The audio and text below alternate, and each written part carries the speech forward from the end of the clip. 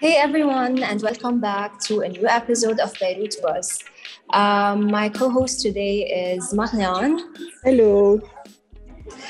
Our guest for this week is Sasha. She is a professional model and performer, and she's really a person whose courage and determination led her to break the stigma of being transgender in the Middle East. Hello, Sasha. Hello, everyone. Hi. Thank you for having me What have today. you been up to lately? Well, a lot of nightlife work mainly, but besides that, things are on hold for a little bit, but things are good as much as they can be. Mm-hmm. You've been doing a lot of, I'm assuming, a lot of modeling projects, more than Not necessarily perform. modeling, actually, and performance, because ever since the country collapsed, things are not being as easy to do, and we're not having actually the ability to hold on shows or whatever. But I'm working now in nightlife, mostly on quality control at the door and whatsoever. I work with many other management, so that is working now. And besides that, I don't know. I'm changing, maybe like uh, thinking to change locations. Maybe I don't know. But things are very bad here right now in Lebanon. I don't want to sugarcoat anything, so and we all know that. So yeah, I don't know. So let's talk first about your modeling career. Since بلشنا فيها, how did it start exactly? And is it true that you walked your first catwalk ever at the age of 17? Yes, I actually had my first catwalk at the age of 17, and I had my walk on show on LBCI. And that was kind of scary at first because I had my friend who was a designer. He was actually showcasing his work on a TV show, اسمها ببيروت مباري بزز So he was like, "Listen, I need models for my collection and whatsoever." I was like, "Do you think I can model?" He was like, "Yeah, let's try it." So it was scary actually for the first time, but it was good. But I went there incognito, So I went there and everyone some people started looking at giving me the look, clocking me, but not being able to clock exactly what I am whatsoever. Eventually me being a woman, but a trans woman whatsoever. So yeah, that was my first experience. It was on LBCI and it was actually cool. And it was the start of my modeling career. Did you knew in that moment this is what you wanted to do, you wanted to model? It's not that I only have this one point that I want to focus on, I have many other passions, many other things that I aspire to do. But modeling is one of them. Actually, I love being on a set. I love walking and whatsoever, having the fashion shows and all of that. Yeah, the glamour and whatsoever. But it's not mainly what I want to do. It's just one thing. It's one thing of what I actually do. Which besides that, me being a performer, besides that, I want to jump more into acting and do it professionally more. Maybe study, and actually have the full experience on acting as well. So modeling is just one branch of what I do. So you're planning to study acting, actually? Yeah, why not? I'm thinking to study business as well, to know how to manage my business, because as I was working and having those deals, I'm not gonna lie, I don't have the proper experience in the field. So I've been I don't know, I've had some mishaps, deals that went wrong, some stuff and some bumps on the way. So I really want to study business as well in general. And I want to, of course, expand my experience in acting and have more knowledge, because I cannot come here and say yeah, I'm the best and whatever, I just love to expand my knowledge on whatever that I'm doing and have a hard, solid background on it. I think it's the proper way to do something if I want to channel it out properly. How about creating a clothing brand? Because I was checking, and you design most of your costumes, right? Yes, my mom is actually she's a tailor, and she's been in her business ever since she was a teenager, actually, and she had like this huge warehouse of like tailoring clothes and whatsoever. I was inspired by her, if I can say so, with the fabrics that I was surrounded by, with the clothes, with how she works and how she's really dedicated, and her art, because she saw it as an art form. She saw it as a way to express herself, and in her work, it wasn't mainly just business. Like she's really like she nitpicks at the smallest details, and I love that about her. But sometimes it can be annoying, you know.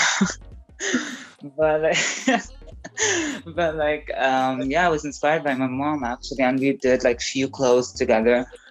She was teaching me recently how to like sew clothes and how to like work on the machine.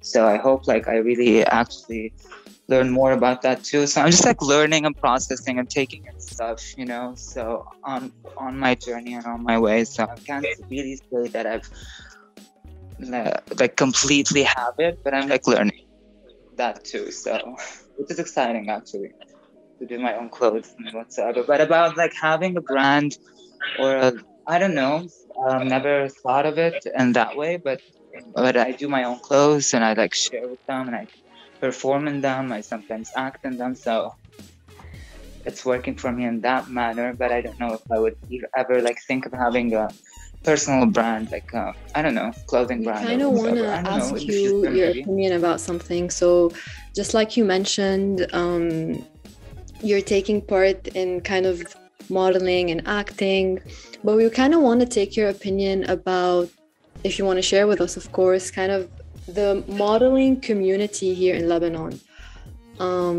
If we could just pick your brain on that. Okay, and what sense? So, like, do you find it kind of I mean, honestly, I don't know if there like diversity and like inclusivity and all of that? Yeah. I would say that in like the modeling world in Lebanon, they weren't like inclusive much or diverse much, or in anywhere, you know. But now I can find it more. I can see it more inclusive, more diverse. Yes, maybe. But I don't. But with some designers or with some agents that I work with, I always get this answer. In my case, me being a trans woman in the field. Say like you're just too much or whatever, you know, or like I think people are not ready for this, you know. I've been rejected many times for many ideas that I want, and I've been rejected like personally, not the ideas that I have or not the stuff that I want to work on whatsoever. It's just you being in front of a camera is like too much, and that's kind of fucked up to to tell someone that they're too much. Everyone can choke actually.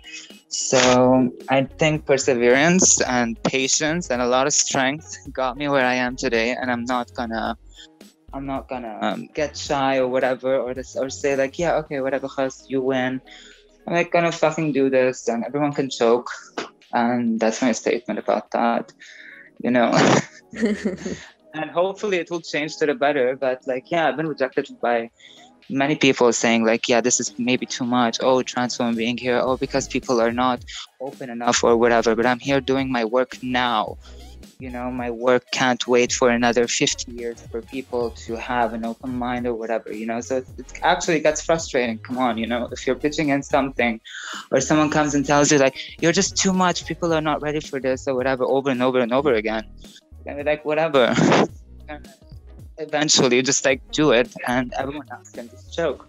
So yeah, I don't know, do I see them being acceptable enough or whatever? Actually, I do not want their acceptance, because this is pure work, and it's not for them to accept me or not, because I will not give anyone that power.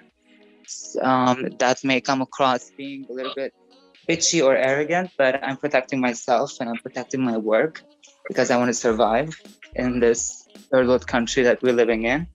Hopefully I can expand my work outside of this country, so let's see. I don't know. You're usually very outspoken and use that essentially as a form of activism and empowerment. What have you learned from sharing your life with the world? And did it influence you more in a negative or positive way?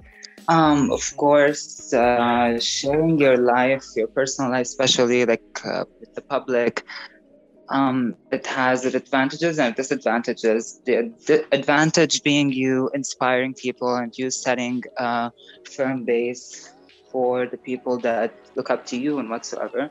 But the negative point is that you sharing a lot and you being out there actually you are putting yourself in danger, you know, in front of people that you really don't know, in front of strangers.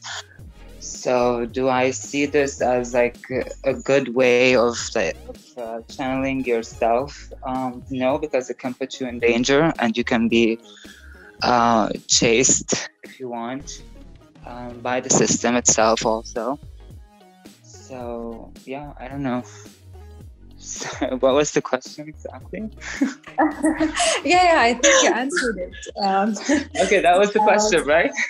Yeah, that was the question exactly. It gives it has advantages and advantage and disadvantage, but like I don't know. But putting yourself in danger in a system like this sometimes can be nerve-wracking with the arrests and everything that can happen and follow up with, you know.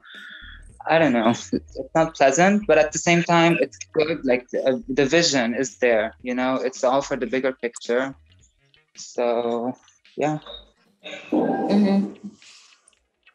So I was checking like some interviews with Heike, and you've mentioned, how the Lebanese gay community used to be very toxic before.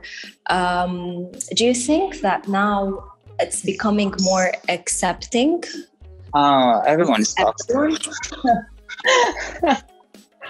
I mean, for me, like everyone is toxic. Even I am toxic. You know, It's fine. We all grow, and we all learn more. I don't know. We all open up to the world more. But for me, everyone is toxic. Everyone can be a bad person or good person. You know, I've been in many situations that I wasn't comfortable with certain people, with their transphobia and misogyny or whatsoever, and with their privilege and how they disregard that, you know, and that of course gets into me, and I have been in feud with many people because of that.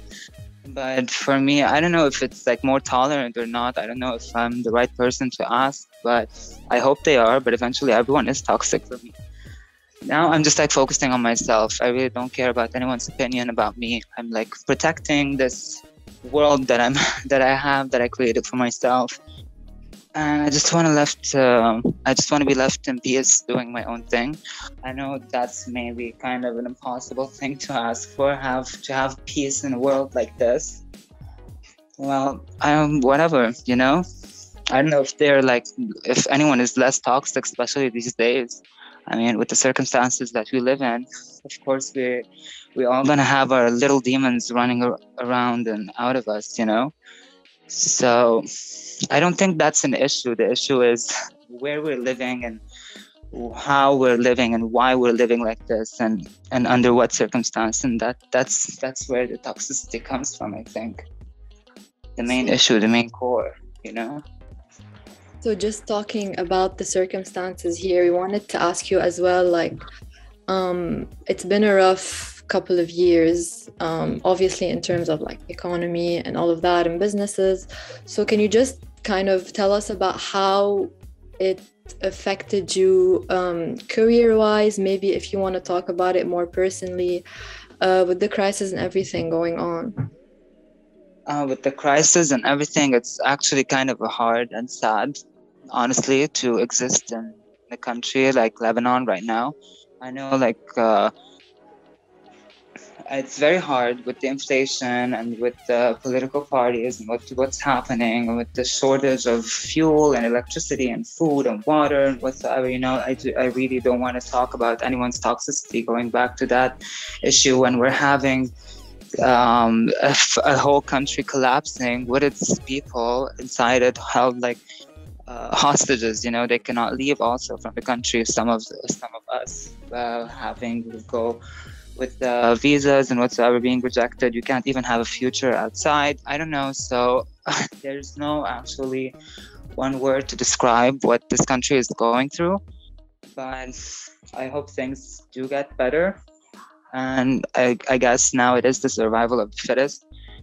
So I don't know. Work-wise, I'm trying to maintain myself as much as possible, like all of us. And in such times, also for many other trans women that are sex workers can be hard as well, especially in times like this. And they're judged for the work that they do, but it's the way of survival. So I don't know what's that one word to describe the situation that we're in. Like maybe hell. I don't know. Yeah. So you mentioned at the beginning of the podcast, you were planning to travel and live abroad. Do you have any projects that are coming up?